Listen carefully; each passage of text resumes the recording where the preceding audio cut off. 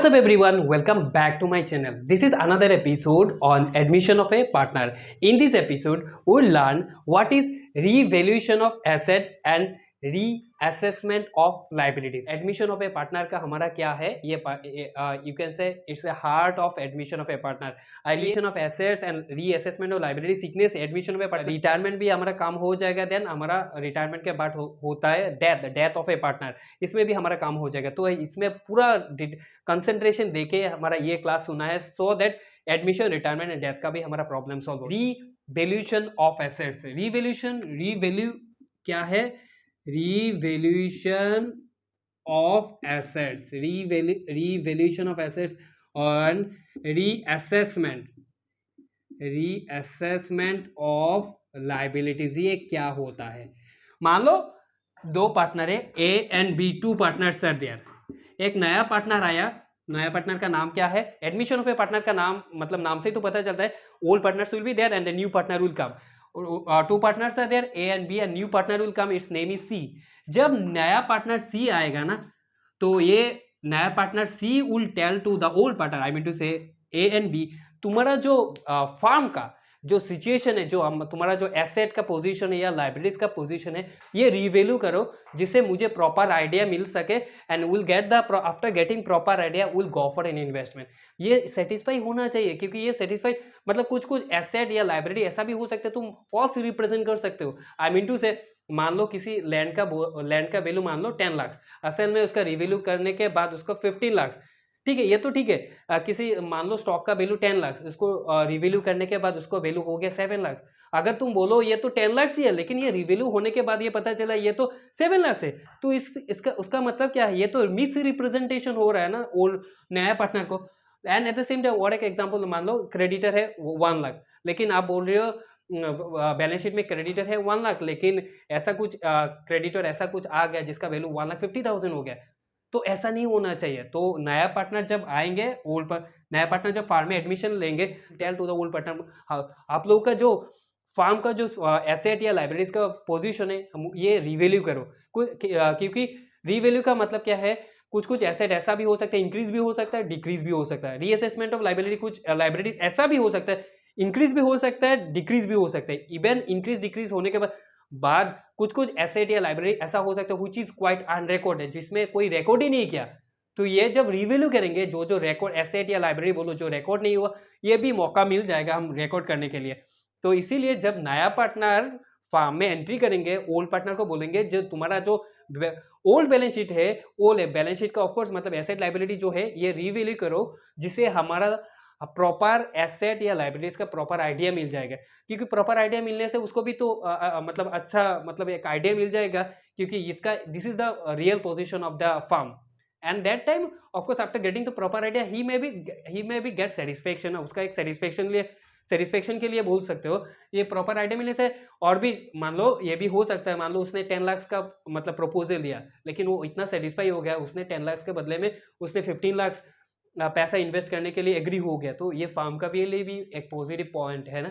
So we do prepare revaluation account when new partners will come, when at the time of admission of a partner, the new partner will tell to the old partner, आप लोगों का जो पुराना जो balance sheet है उसको revalue करें, जिससे आप लोगों को पता चले कि क्या एसेट या लाइब्रेरीज का रियल क्या पिक्चर है. And after revaluing assets and reassessment of liabilities, ये हो सकता है कुछ टाइम में ऐसा हो सकता है प्रॉफिट भी हो, रिवैल्यू ये प्रॉफिट हो. अगर प्रॉफिट होने से ये किसको मिलेगा? ओल्ड पार्टनर को मिलेगा, क्योंकि ये जो पुराना जो एसेट या लाइबिलिटीज है वो नया पार्टनर को तो नहीं है. जो भी एसेट होने प्रॉफिट होने से उन दोनों को मिलेगा, ओल्ड पार्टनर को. लॉस होने से भी उन लोगों को बियर करना होगा. तो इसीलिए because the new partner wants to know the real picture of the assets and liabilities, that's why we do prepare revaluation account. ठीक है, जब ये रिवैल्यूएशन अकाउंट प्रिपेयर करते तो उसका जर्नल एंट्री क्या होता है, दैट पुराना एसेट्स है, ये एसेट्स जब हम रिवैल्यू करेंगे ना, पुराना एसेट्स है जब हम रिवैल्यू करेंगे, दो चीजें हो सकता है, ये इंक्रीज हो सकता है, ये हमारा डिक्रीज भी हो सकता है. एक होता है इंक्रीज, एक होता है डिक्रीज. तो एसेट इंक्रीज होने से क्या होगा, और हमारा क्या अकाउंट प्रिपेयर करना है? रिवैल्यूएशन मतलब पहले एक वैल्यू थे उसके फिर से हमें वैल्यू करना अगेन, तो उसको बोलते हैं रिवैल्यूएशन. तो रिवोल्यूशन हमारा कौन सा अकाउंट है, ये हम बोल सकते हैं रेवेन्यू अकाउंट या नॉमिनल अकाउंट हम बोल सकते हैं। रिवोल्यूशन हमारा कौन सा अकाउंट, रेवेन्यू या नॉमिनल अकाउंट। जब हमारा एसेट इंक्रीज होगा उसका जर्नलिटी क्या होगा, you just write it down in your copy. ये हम थोड़ा वैसे हम लोग का फर्स्ट ईयर में पढ़ा है, हमने स्टडी किया ना modern approach, golden rules for debit and credit. Modern approach में क्या पढ़ा, एसेट इंक्रीज होने से क्या होता है, एसेट इंक्रीज होने से क्या होता है, एसेट इंक्रीज होने से डेबिट होता है ना। When there is increase in the asset it is debit है, तो जो भी हमारा एसेट इंक्रीज होता है एसेट डेबिट में आ जाएगा ना। तो same applicable it will also be applied here, assets account debit. और क्या हो रहा है, हर किसके लिए हम अकाउंट प्रिपेयर करिए, रिवैल्यूएशन ना, टू रिवैल्यूएशन अकाउंट। जब हमारा एसेट इंक्रीज होगा जर्नलिटी क्या होगा, assets account debit to revaluation. Why, जब देखो किसी मान लो किसी एक एसेट का वैल्यू, लैंड का वैल्यू है से for example 10 lakh, after 5 years और 10 इयर्स लैंड का वैल्यू हो गया 15 लाख। तो एसेट इंक्रीज हो रहा है, तो एसेट इंक्रीज हो रहा है तो मतलब क्या है, when there is increase in the asset it is debited, so assets account debit. Why revaluation, ये क्रेडिट, ये हमारा रेवेन्यू इंक्रीज हो जाएगा ना, मतलब पहले था 10 लाख अभी हो गया 15 लाख, तो कितना इंक्रीज हो रहा है, 5 लाख इंक्रीज हो रहा है। तो 5 लाख इंक्रीज हो रहा है मतलब हमारा रेवेन्यू हमारा बढ़ जाएगा ना, रेवेन्यू इंक्रीज हो जाएगा। या हमारा नॉमिनल अकाउंट में हमारा प्रॉफिट्स या गेन्स होने से हमारा क्या होता है, नॉमिनल अकाउंट का रूल अप्लाई करो, all expenses losses is the debit and profit gain होने से क्या होता है, क्रेडिट। तो प्रॉफिट गेन हमारा क्रेडिट, इस सेंस से हमारा क्रेडिट। और रेवेन्यू 10 लाख के जगह हमारा 15 लाख हो गया भाई, हमारा क्या हो रहा है, 5 लाख इंक्रीज हो रहा है। तो 5 लाख इंक्रीज होने से क्या होगा, 5 लाख हमारे एसेट्स रेवेन्यू इंक्रीज होने से, तो रेवेन्यू इंक्रीज होने से क्या होता है, क्रेडिट होता है। तो simple thing is that when there is increase in the assets it is क्या हो गया, assets account debit to revaluation. ठीक है, ऐसे डिक्रीज, सिमिलरली हमारे एसेट डिक्रीज होने से क्या होगा, ऐसे डिक्रीज होने से क्या होता है, क्रेडिट होता है। तो इसका ऑपोजिट एंट्री हो जाएगा, क्या होगा, revaluation account debit to assets account. हमारा फंडा क्या है, हमारा फर्स्ट ईयर का फंडा क्या है, गोल्डन रूल का, एसेट डिक्रीज होने से क्या होता है, क्रेडिट होता है। और जब हमारा मान लो कि स्टॉक का वैल्यू, डेटर्स का वैल्यू है 5 लाख, अरे मतलब ये रिवैल्यू करने के बाद ये 4 लाख हो गया।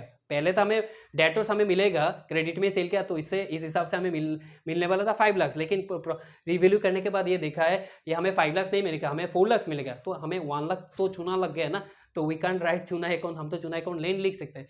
तो आई मीन टू से हमारा क्या होगा, 1 लाख हमारा डिक्रीज हो गया, तो 1 lakh decrease as I said, मतलब ये हमारा रेवेन्यू या नॉमिनल अकाउंट है ये रिवैल्यूएशन।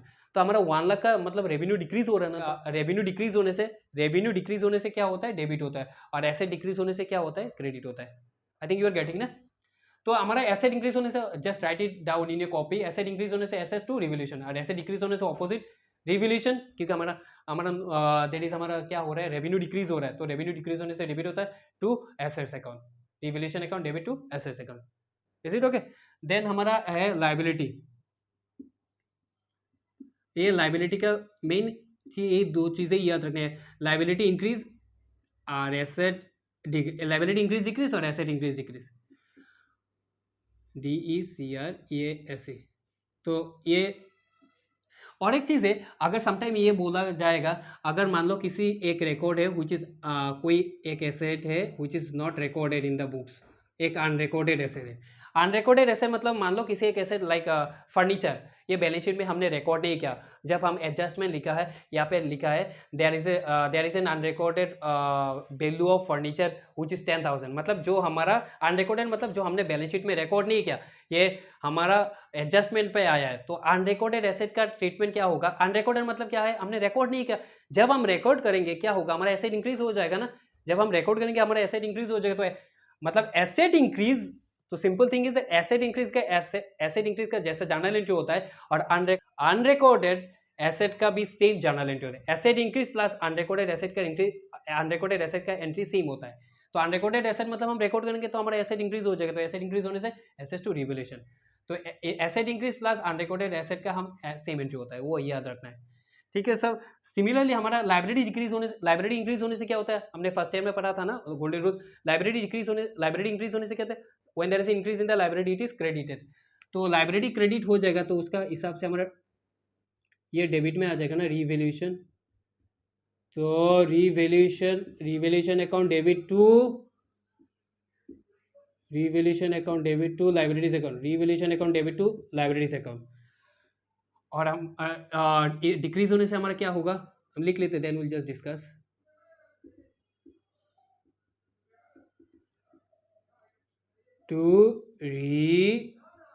टू रीवैल्यूएशन अकाउंट, तो हमारा लाइब्रेरी इंक्रीज होने से क्या होता है, लाइब्रेरी इंक्रीज होने से हमने लाइब्रेरी इंक्रीज होने से क्या होता है, क्रेडिट होता है। When there is increase in the library it is credit है, ठीक है। देन उसके बाद जब हमारा लाइब्रेरी इंक्रीज हो जाएगा, मान लो किसी को हमें देना था बैंक लोन हमें देना था वो 10 लाख से, या इंटरेस्ट लगा के हो गया 10,50,000, तो हमारा 50,000 ज्यादा बार्डन बढ़ गया ना, तो लाइब्रेरी इंक्रीज हुआ, तो लाइब्रेरी इंक्रीज होने से क्या होता है, क्रेडिट होता है। और क्या होता है, लाइब्रेरी इंक्रीज होने से हमारा क्या होगा भाई, 10 लाख से जगह में हमें 10,50,000 एक्स्ट्रा देना होगा, तो 50,000 एक्स्ट्रा देना का मतलब क्या है, हमारा क्या होगा, हमारा रेवेन्यू डिक्रीज हो जाएगा ना। जब हम ज्यादा पैसा देंगे, जो भी हमारा सेविंग्स था इससे हम देंगे, जो भी हमारा बिजनेस का पैसा तो इससे हम देंगे, तो हमारा क्या होगा भाई, रेवेन्यू डिक्रीज हो रहा है। तो रेवेन्यू डिक्रीज होने से क्या होता है, जब हम ज्यादा पैसा पेमेंट करेंगे हमारा रेवेन्यू डिक्रीज होगा, तो रेवेन्यू डिक्रीज होने से डेबिट होगा, रेवेन्यू डिक्रीज होने से डेबिट, और लाइब्रेरी इंक्रीज होने से क्रेडिट। और ऑपोजिट एंटी लाइब्रेरी डिक्रीज होने से क्या, लाइब्रेरी, और एक है लाइब्रेरी इंक्रीज और अनरिकॉर्डेड लाइब्रेरी, किसी एक लाइब्रेरी है हमने जो हमने रिकॉर्ड नहीं किया, तो रिकॉर्ड करने से, अनरिकॉर्डेड का मतलब कि जो हमने बैलेंस शीट में नहीं दिखाया and the adjustment it is shown, तो ये अनरिकॉर्डेड हो गया। तो अनरिकॉर्डेड मतलब क्या, अनरिकॉर्डेड मतलब दिखाने से हमारा लाइब्रेरी क्या हो जाएगा, इंक्रीज हो जाएगा। तो लाइब्रेरी इंक्रीज होने से क्या होगा, लाइब्रेरी इंक्रीज का जैसे एंट्री होता है, अनरिकॉर्डेड लाइब्रेरी का एंट्री सेम ही होगा, ठीक है। देन उसके बाद हमारा लाइब्रेरी डिक्रीज होने से क्या होता है, ये चीज याद रखना, when there is a decrease in the library, वो चीज याद रखना, लाइब्रेरी डिक्रीज होने से क्या होने से डेबिट होता है। और जब हम, ये हमारा रिवोल्यूशन का होगा, तो अगर हमें एक का पता चल जाएगा, मतलब आई मीन टू से एक का पता चल जाएगा, मतलब लाइब्रेरी डिक्रीज हो गया, तो लाइब्रेरी डिक्रीज हो गया मतलब हमारा लाइब्रेरी डेबिट में होगा, और उसका ऑपोजिट में क्या होगा, हमारा रिवोल्यूशन होगा। When there is a decrease in the library it is क्या है, इट इज डेबिटेड। और लाइब्रेरी डिक्रीज मतलब क्या है, मान लो किसी को 10 लाख देना था, आपको अभी 9 लाख देना होगा, तो हमारा लाइब्रेरी डिक्रीज हो गया, तो इट्स ए गुड ना, ये तो अच्छा साइन है। तो ठीक है, ये हमने तो डेबिट साइड में लिख लिया। देन उसके बाद हमारा जो रीवैल्यूएशन मतलब 10 लाख के जगह हमें 9 लाख देना होगा, तो 1 लाख का पार्टी करेंगे ना, 1 लाख हमारा सेव हो जाएगा। 1 लाख हमारा सेव हो जाएगा मतलब क्या, हमारा रेवेन्यू इंक्रीज हो जाएगा। तो रेवेन्यू इंक्रीज होने से क्या होता है, रेवेन्यू इंक्रीज होने से हमारा क्रेडिट होता है। लायबिलिटी मतलब कम पैसा देना होगा, हमारा पैसा बच जाएगा, सेव हो जाएगा। तो सेव हो जाएगा का मतलब क्या है, हमारा रेवेन्यू इंक्रीज होगा, रेवेन्यू इंक्रीज होने से क्या होता है, क्रेडिट, ठीक है। देन उसके बाद इंक्रीज या डिक्रीज होने के बाद समटाइम ये भी एक एंट्री हो सकता है, when there is a provision for doubtful debts. मान लो डेटोर हमें मिलने वाला था 10,000, आउट ऑफ दैट 10,000 हमें मिलेगा, मतलब प्रोविजन इज दैट 2,000, मुझे मिलने वाला था 10,000, अभी 2,000 मिले, 2,000 नहीं मिलेगा, 2,000 नहीं मिलेगा, तो 8,000 मिलेगा। तो अल्टीमेटली क्या है, प्रोविजन का इफेक्ट क्या होगा, जैसा एसेट का डिक्रीज होता है, डेटर मतलब हमारा एसेट है, अभी हमारा आउट ऑफ दैट 10,000 हमें 2,000 नहीं मिलेगा, तो हमें मिलेगा क्या, इतना कितना मिलेगा, 8,000, तो हमारा एसेट डिक्रीज हो रहा है।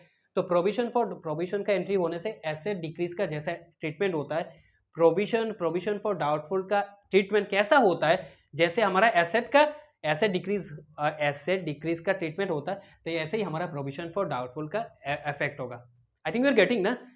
देन ये एसेट इंक्रीज, अल्टीमेटली मेन मुद्दा is that asset increase decrease और लाइब्रेरी इंक्रीज डिक्रीज। ये एसेट इंक्रीज डिक्रीज होने के बाद फाइनली हमें पता चल जाएगा ये रिवोल्यूशन जो हमने किया है, तो उसमें क्या प्रॉफिट हुआ है या हमारा लॉस हुआ है, या हमारा प्रॉफिट हुआ है या हमारा लॉस हुआ है। ये बाय प्रॉफिट होने से हमारा क्या होगा, कब कैसे पता चलेगा whether there is a profit और लॉस, क्योंकि जब हम जर्नल एंट्री डाल देंगे ना, तो हमें एक तो पता चल जाएगा लाइब्रेरी मतलब रिवोल्यूशन का हमें मेजर करना है, रिवोल्यूशन में डेबिट साइड में कितना है, रिवोल्यूशन में क्रेडिट साइड में कितना है। जब हमारा क्रेडिट साइड बड़ा हो जाएगा, मान लो क्रेडिट साइड में 10,000 और डेबिट साइड में 7,000, तो क्रेडिट साइड में 10,000 है, डेबिट साइड में 7,000, तो हमारा credit side is greater than the debit side. When credit side is greater than the debit side there is a profit. जब यहाँ पे 10,000 यहाँ पे 7,000, मतलब कितना का प्रॉफिट हो जाएगा, 3,000, ठीक है, 3,000 का प्रॉफिट हो जाएगा। तो प्रॉफिट होने से हमारा क्या होगा, प्रॉफिट होने से हमारा कैपिटल इंक्रीज होता है या डिक्रीज होता है, बोलो। प्रॉफिट होने से हमारा कैपिटल, प्रॉफिट होने से हमारा क्या होगा, कैपिटल इंक्रीज होगा ना। तो प्रॉफिट होने का हमारे जर्नल एंट्री क्या होगा, revaluation account debit, revaluation just write in your copy, revaluation account debit to old partners capital account, ठीक है। ये उन लोग का प्रॉफिट शेयरिंग रेशियो, उन लोग का प्रॉफिट शेयरिंग रेशियो क्या होगा, ये तो ये रिवोल्यूशन का जो भी हमारा प्रॉफिट लॉस होगा ये तो ओल्ड पार्टनर को नहीं, ओल्ड पार्टनर को मिलेगा, न्यू पार्टनर को तो नहीं मिलेगा। तो उन लोग का प्रॉफिट शेयरिंग रेशियो हमारा क्या होगा, हमारा ये न्यू ओल्ड मतलब profit sharing ratio, old profit sharing ratio जो होगा ये होगा। तो प्रॉफिट होने से, प्रॉफिट हमें कैसे पता चलेगा, जब क्रेडिट साइड रिवोल्यूशन का क्रेडिट साइड बड़ा हो जाएगा, debit side then profit. Profit होने से हमारा क्या होता है, कैपिटल इंक्रीज होता है। तो कैपिटल इंक्रीज होने से क्या होता है, कैपिटल इंक्रीज होने से क्रेडिट होता है। When there is increase in the capital it is credited. हम फर्स्ट ईयर का कंसेप्ट चाहिए, revolution account debit to old partners capital account. Then हमारा लॉस होने से कैपिटल क्या हो जाएगा, लॉस होने से हमारा कैपिटल डिक्रीज हो जाएगा। लॉस होने से हमारा क्या हो जाएगा, लॉस होने से हमारा कैपिटल, लॉस होने से हमारा कैपिटल, लॉस होने से क्या होगा, लॉस होने से हमारा कैपिटल डिक्रीज हो जाएगा। तो कैपिटल डिक्रीज होने से क्या होता है, when there is a decrease in the capital it is debited. तो हमारा ऑपोजिट एंटी हो जाएगा, old partners capital account debit to revolution. When there is a loss, loss कैसे पता चलेगा, जब हमारा क्रेडिट साइड छोटा हो जाएगा। If the credit side is less than the debit side, जब हमारा क्रेडिट साइड छोटा है डेबिट साइड बड़ा है तो हमारा लॉस हो जाएगा। लॉस होने से क्या होगा भाई, हमारा कैपिटल डिक्रीज हो जाएगा। तो कैपिटल डिक्रीज होने से क्या होता है, old partners capital account debit to revolution. ये हमारा रिवोल्यूशन का जो जर्नल एंट्री का हमारा जो कंसेप्ट है, आई थिंक ये क्लियर हो गया। जब हमारा जर्नल एंट्री का कंसेप्ट क्लियर हो जाएगा automatically will be able to solve the that is what you call that ledger part. क्योंकि यहाँ पे एग्जाम में क्या आता है, ऐसे वैसे तो जर्नल एंट्री आता है, कभी कभी जर्नल एंट्री के साथ रिवाइज नया जो बैलेंस शीट आता है, journal entry with balance sheet. और ये नहीं आने से क्या होता है, ये तो आएगा ही 100%, एक तो साम आएगा एडमिशन पे पार्टनर से। एक तो मैंने बोला जर्नल एंट्री के साथ बैलेंस शीट आता है, और एक होता है हमें 3 अकाउंट प्रिपेयर करना होता है, समटाइम 2 अकाउंट्स, 2 अकाउंट भी प्रिपेयर करना होता है। एक होता है that is revolution account, second होता है पार्टनर्स कैपिटल अकाउंट। 2 एंट्री बोल सकता है, 2 लेजर प्रिपेयर बोल सकता है प्रिपेयर करने के लिए।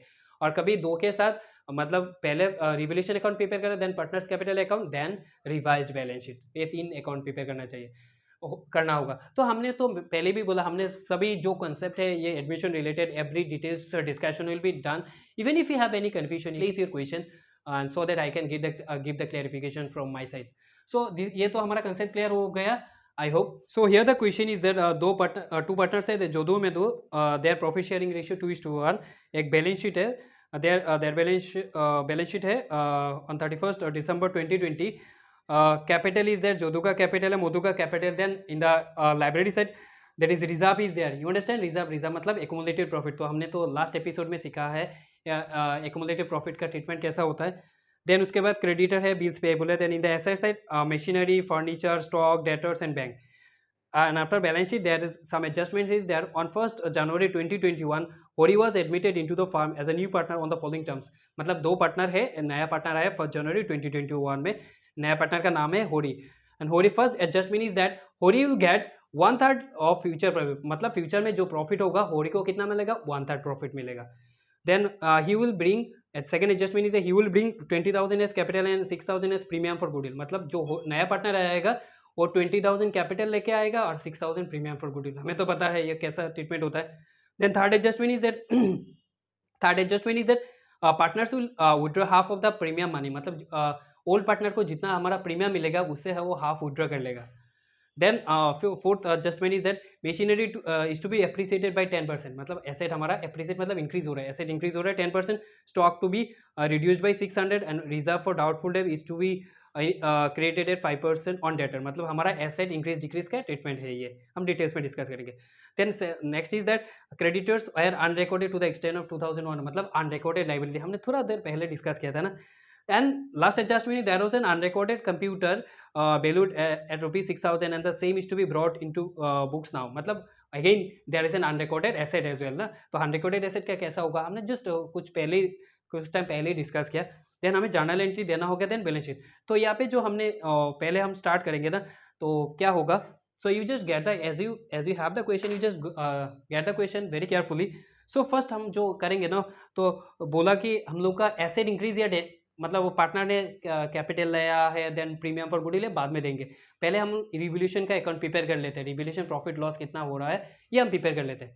सो पहले हम डेट दे देते हैं 2021 1st January 1। So first is that adjustment 4 से हम स्टार्ट होगा।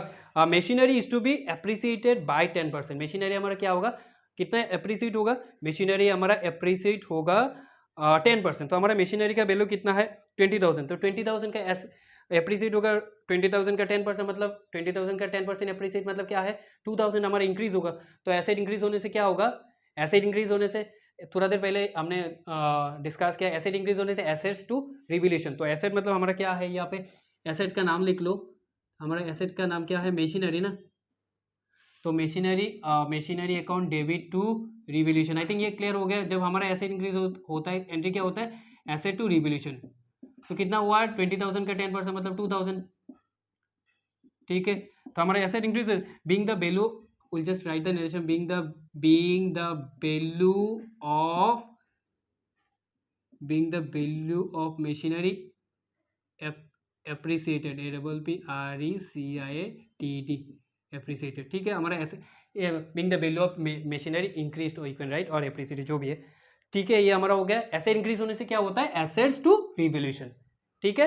Then second entry is that stock to be reduced by 600। हमारा स्टॉक है, एसेट का स्टॉक मतलब हमारा एसेट है, एसेट का वैल्यू डिक्रीज होगा। तो एसेट का वैल्यू डिक्रीज होने से क्या होता है, जस्ट राइट, एसेट का वैल्यू डिक्रीज होने से क्या होगा, जस्ट बोलो एसेट का वैल्यू डिक्रीज होने से व्हेन देयर इज इंक्रीज। ये मान लो ये एंट्री आपने भूल गया, याद नहीं है, तो एसेट फर्स्ट ईयर का तो ये तो फंडा याद है ना। एसेट डिक्रीज होने से क्या होता है, when there is increase in the asset debited, when there is decrease in the asset it is, asset decrease होने से क्या होता है, क्रेडिट होता है। तो एसेट डिक्रीज होने से क्रेडिट होगा। तो एसेट डिक्रीज क्रेडिट मतलब क्या है, उसका ऑपोजिट में क्या हो जाएगा भाई, ये तो हम किसका अकाउंट प्रिपेयर करें, यहाँ पे हीरो कौन है, बोलो, यहाँ पे हीरो है हमारा रिवैल्यूएशन। तो will just right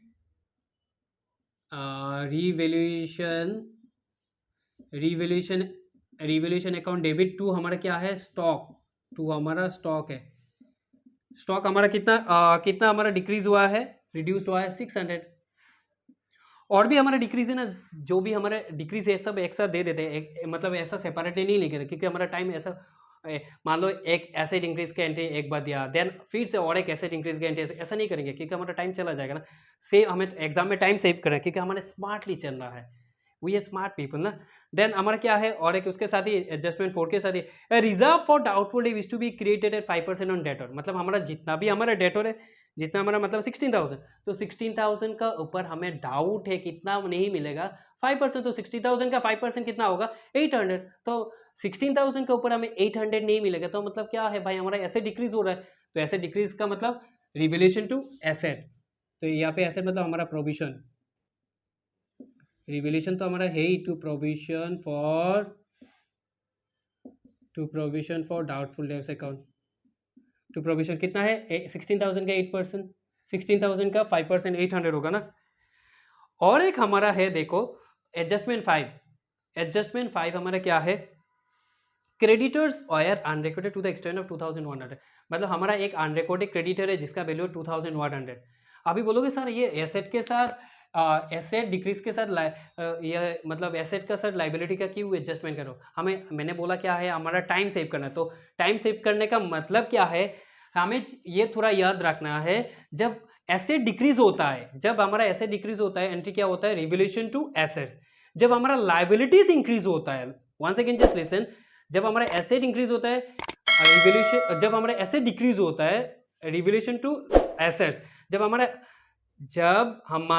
asset decrease होता है रिवैल्यूएशन टू एसेट्स, और जब हमारा लाइबिलिटीज इंक्रीज होता है सेम रिवैल्यूएशन हमारा डेबिट कॉमन में रहता है। तो revaluation account debit to liabilities. तो ये हमारा हम ये बोल सकते हैं, ये हम यहाँ पे इनडायरेक्टली बोल सकते हैं asset decrease plus liabilities increase, asset decrease और लाइबिलिटी इंक्रीज का एंट्री सेम होता है, क्योंकि ये दोनों का टाइम में हमारा रिवैल्यूएशन क्या होता है, रिवैल्यूएशन क्या होता है बोलो, रिवैल्यूएशन डेबिट साइड में होता है, ये रिवैल्यूएशन हमारा डेबिट साइड में होता है। तो रिवैल्यूएशन अकाउंट डेबिट, जो भी हमारा एसेट डिक्रीज हुआ है एसेट का नाम लिखेंगे, और जो भी हमारा लाइबिलिटीज इंक्रीज हो रहा है लाइबिलिटीज का नाम लिखेंगे, ठीक है। तो हमें ये चीज याद रखना है क्योंकि एग्जाम में हमें टाइम सेव करने का बात है ना, हमें स्पीडली करना है। तो हमने यहाँ पे तो ऐसे डिक्रीज का एंट्री डाल दिया। अभी हमारा बोला कि 2,100 एक क्रेडिटर है जिसका वैल्यू रिकॉर्ड नहीं है, इट्स एन अनरिकॉर्डेड लाइबिलिटी। जब हम अनरिकॉर्डेड हमारा लाइबिलिटी होगा, जब हम रिकॉर्ड करेंगे तो हमारा लाइबिलिटी इंक्रीज होगा। तो लाइबिलिटी इंक्रीज होने से क्या होता है, revaluation account debit to liabilities account. तो रिवैल्यूएशन तो हमारा डेबिट में है, तो यार इसलिए हम क्या लिखेंगे यहाँ पे, टू क्रेडिटर। आप ये सेपरेटली भी लिख सकते हो, लेकिन थोड़ा हमें टाइम सेव करना है ना। तो हमारा कितना क्रेडिटर है 2,100। Are you getting what my point is है? माय पॉइंट इज है जब हमारा एसेट डिक्रीज होता है रिवैल्यूएशन टू एसेट्स होता है, जब हमारा लाइबिलिटीज इंक्रीज होता है रिवैल्यूएशन टू लाइबिलिटीज, मतलब ये दोनों के लिए रिवैल्यूएशन तो कॉमन डेबिट साइड में है। तो इसलिए हम क्या करेंगे एग्जाम में या ऐसे हम जब साम सॉल्व करेंगे तो जब हमारा एसेट डिक्रीज होगा लाइबिलिटीज इंक्रीज होगा, हम एक साथ एंट्री डाल देंगे। और on the other hand we can say जब हमारा एसेट्स इंक्रीज होगा और एसेट्स इंक्रीज होगा और लाइबिलिटी डिक्रीज होगा तो हम एंट्री सेम है। एसेट्स इंक्रीज होने से क्या होता है? एसेट्स टू रिवोल्यूशन, और लाइबिलिटी इंक्रीज होने से क्या होता है? Liabilities to revolution. ये भी हमें याद रखना है, तो हमें टाइम सेव हो जाएगा। तो हमें टोटल मिला 500। तो हमारा नरेशन हो जाएगा being the value of assets and liability, being the value of asset decrease and the value of liability increase.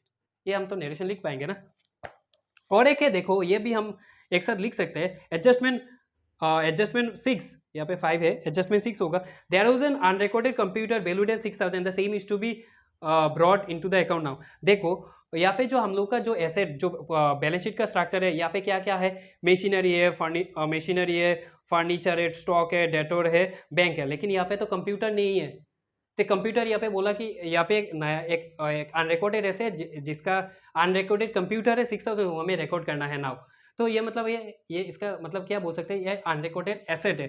तो अनरिकॉर्डेड एसेट हम जब रिकॉर्डेड एसेट हम रिकॉर्ड करेंगे तो क्या हो जाएगा? तो हमारा एसेट इंक्रीज हो जाएगा ना। तो हम यहाँ पे भी लिख सकते थे। अच्छा ठीक है, हमारा हो गया तो हो गया। तो अनरिकॉर्डेड एसेट, जब हमारा अनरिकॉर्डेड एसेट हम रिकॉर्ड करेंगे तो हमारा क्या होगा? एसेट इंक्रीज का इफेक्ट जैसा होता है। तो एसेट इंक्रीज होने से क्या होता है? डेबिट होता है। तो computer account debit to revaluation, computer account debit to revaluation. तो कितना है? 6000 ना,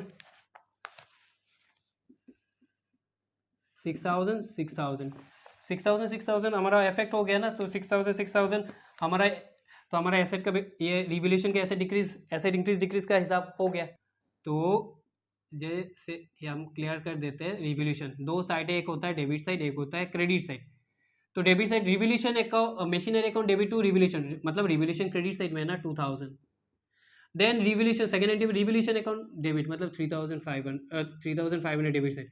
और एक computer account debit to revaluation credit side में।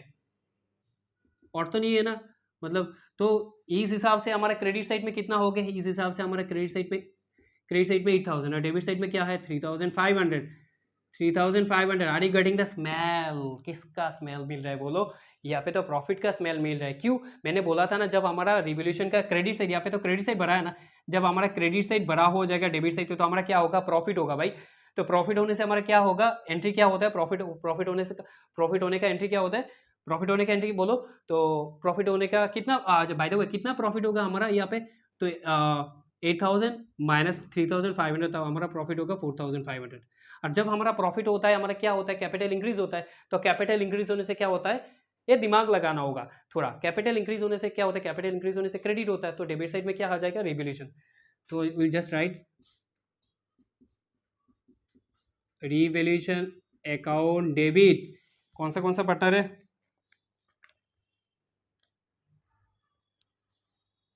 जोधू and Madhu. To Jodhu's capital account to Madhu's capital account. ठीक है। तो हमारा प्रॉफिट कितना है? 4500 है हमारा प्रॉफिट। कितना है? 4500। भाई 4500 को 2:1 में डिवाइड करेंगे। 2:1 में डिवाइड करने से क्या हो जाएगा? तो 2:2 डिवाइड 3000 और 1500। 4000 हमारा 500 हमारा प्रॉफिट है, तो उसको 3:1 में डिवाइड करते मतलब 2/3। तो इस ये क्या हो जाएगा? 3 के, और 4500 माइनस 3 के, ये क्या हो जाएगा? 1500। ये जो हमारा रिवैल्यूएशन प्रॉफिट लॉस का जो हमारा ट्रीटमेंट होगा उसका कैसा होगा? प्रॉफिट शेयरिंग रेशियो क्या होगा? क्योंकि ये तो ओल्ड पार्टनर को मिल रहा है और ये नया पार्टनर का कुछ मेहनत का पैसा नहीं है। तो हमारा पुराना पार्टनर का मेहनत का पैसा है, तो पुराना पार्टनर का मेहनत का पैसा है, मतलब ये ओल्ड प्रॉफिट शेयरिंग रेशियो होगा। Are you getting? मतलब ये हमारे कैसे हम रिवैल्यूएशन अकाउंट प्रिपेयर करते हैं, ये हमें क्लियर हो गया।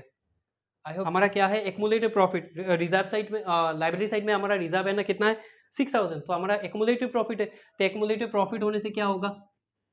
तो you just maintain the proper format. तो will write reserve account debit to reserve account debit to Jodhu's रामशम जोधू मोधू गेम एक है ना, ये not that game. To Jodhu's capital account to Madhu's capital account. भाई पढ़ना है क्योंकि एग्जाम जुलाई महीना तो गया ना, तो हमारा ज़्यादा टाइम नहीं है। तो हमारा रिजर्व कितना है 6000, कितना है हमारा रिजर्व 2:1 में डिवाइड करेंगे तो 2:1 में डिवाइड करने से क्या हो जाएगा 3 क्या होगा 4000 और 2000। I think you are getting ना। being the accumulated profit distributed among between all partners in the ratio of 2:1। ये तो हमें नरेशन आपका लैंग्वेज से लिख सकते हो, ऐसा नहीं है जो भी जैसे मैं बोलूँगा या जैसे बुक में ऐसा ही लिखना है, ऐसा नहीं है, आप अपना लैंग्वेज में लिख सकते हो। देन हमारा क्या है नया पार्टनर कौन आया है, नया पार्टनर आया है होरी ने क्या लाया है कैपिटल और प्रीमियम फॉर गुडविल। तो हमें नया पार्टनर जब कैपिटल आते तो उसका एंट्री क्या होता है, बोलो भाई, ये तो हमने सिखाया, ये तो हमने एपिसोड ऑलरेडी कवर कर लिया। तो बैंक अकाउंट डेबिट टू नया पार्टनर का नाम क्या है Hori, to Hori's capital account to premium for goodwill. तो हमारा कैपिटल कितना है, कैपिटल है हमारा 20,000, प्रीमियम कितना है 6000, तो इन टोटल मिला के हमारा क्या हो जाएगा 26,000। ठीक है, ये हो गया हमारा। नया पार्टनर ने क्या लाया कैपिटल लाया है, प्रीमियम फॉर गुडविल दोनों का एंट्री डाल दिया। देन हमारा ये जो हमने प्रीमियम या गुडविल मिला है, वाई डू प्रीमियम, ये ओल्ड पार्टनर क्यों प्रीमियम लेके आ रही है, हमने सेकेंड एपिसोड में डिस्कस किया, those who have not watch you just go for it. Then ये हमारा क्या होगा, हम प्रीमियम को क्या करेंगे डिस्ट्रीब्यूट करेंगे, किस एमंग हुम, ये प्रीमियम फॉर गुडविल हम डिस्ट्रीब्यूट करेंगे बिटवीन और एमंग ओल्ड पार्टनर। तो यहाँ पे दो पार्टनर है बिटवीन होरी और क्या है Jodhu and Madhu. Premium for goodwill account debit to, क्योंकि ये जोधू ओल्ड पार्टनर सेक्रीफाइस करेंगे ना, तो इस हिसाब से तो उसको मिलेगा। तो Jodhu's capital account to Madhu's capital account ना। तो हमारा क्या है 6000 के। तो एक्चुअली क्या डिस्ट्रीब्यूट करने के लिए हमें प्रीमियम फॉर गुडविल डिस्ट्रीब्यूट करने के लिए हमें क्या चाहिए, हमें चाहिए सेक्रीफाइसिंग रेशियो हिसाब करने के लिए क्या चाहिए ओल्ड रेशियो न्यू रेशियो। तो यहाँ पे तो ओल्ड रेशियो है भाई, न्यू रेशियो नहीं है। तो जो भी ओल्ड रेशियो होने से या न्यू रेशियो नहीं होने से जो हमारा ओल्ड रेशियो होगा इसको हम सेक्रीफाइसिंग रेशियो कंसिडर करेंगे। तो इस हिसाब से हमारा क्या है, ये हमारा तो क्या हो जाएगा 2:1। तो 2:1 मतलब 4000, थोड़ा इस साइड होगा 4000 और 2000। ठीक है, हमारा क्लियर हो रहा है। देन हमने यहाँ पे बोला गया कि जो उसको मिला है ना उसने हाफ विड्रॉ कर लिया, मतलब उसका कैपिटल डिक्रीज हो जाएगा। टू जोधूस कैपिटल अकाउंट, नहीं Jodhu's capital account debit Madhu's capital account debit to, जब हम फार्म पैसा पेमेंट करेंगे ना, वो बैंक से जब ये जो पैसा जा रहा है उन लोगों का कैपिटल अकाउंट में जा रहा है, उन लोगों का कैपिटल, जो ये विड्रॉ कर लेंगे तो उसका कैपिटल डिक्रीज हो जाएगा। और जब कैपिटल डिक्रीज हो जाएगा, फार्म का क्या डिक्रीज हो रहा है भाई, फार्म का ऐसे डिक्रीज हो गया क्योंकि बैंक से पैसा डिक्रीज हो रहा है ना, फार्म का बैंक से पैसा पेमेंट करना पड़ेगा। तो फार्म का बैंक का पैसा इंक्रीज हो रहा है, मतलब फार्म का ऐसे डिक्रीज हो रहा है, फार्म का बैंक का पैसा बैंक से तो जाएगा ना, तो उसका ऐसे डिक्रीज हो रहा है। तो हाफ बोला गया ना, हाफ बोलने से मतलब 4000 का हाफ 2000। तो मोदू क्या कितना विड्रॉ करे, उसको 4000 मिला, हाफ मतलब 2000 विड्रॉ कर लेंगे। मोदू को 2000 मिला था, उसने हाफ मतलब 1000 विड्रॉ कर लेगा। तो इन टोटल उसको फार्म का बैंक से कितना पैसा डिक्रीज हो, फार्म का ऐसे कितना डिक्रीज हो जाएगा। आर यू गेटिंग, फार्म जब पैसा कैपिटल विड्रॉ करेंगे ना तो फार्म का क्या हो जाएगा कैपिटल डिक्रीज हो जाएगा। तो कैपिटल डिक्रीज होने से डेबिट होता है, कैपिटल डिक्रीज होने से डेबिट होता है। जब फार्म से पार्टनर पैसा विड्रॉ करेंगे तो अल्टीमेटली फार्म का क्या होगा, ऐसे डिक्रीज हो रहा है। तो ऐसे डिक्रीज हो रहा है मतलब क्या है, बैंक से पैसा डिक्रीज हो रहा है, तो मतलब ऐसे डिक्रीज हो रहा है। तो ऐसे डिक्रीज होने से क्या होता है, क्रेडिट होता है। ये हमने बहुत बड़ा एग्जांपल लेके हमने डिस्कस कर लिया। लेकिन यहाँ पे भी बैलेंस शीट भी बोला गया। तो हमने यहाँ पे अब तो जर्नल एंट्री, कैसा जर्नल एंट्री फॉर्मेट होता है, किस हिसाब से हम रिवोल्यूशन एसेट इंक्रीज डिक्रीज का एंट्री डाला है, एसेट इंक्रीज डिक्रीज का entry, then asset increase decrease का एंट्री डालने के बाद हमारा कितना प्रॉफिट होता है, कितना लॉस होता है। तो यहाँ पे तो प्रॉफिट हो गया।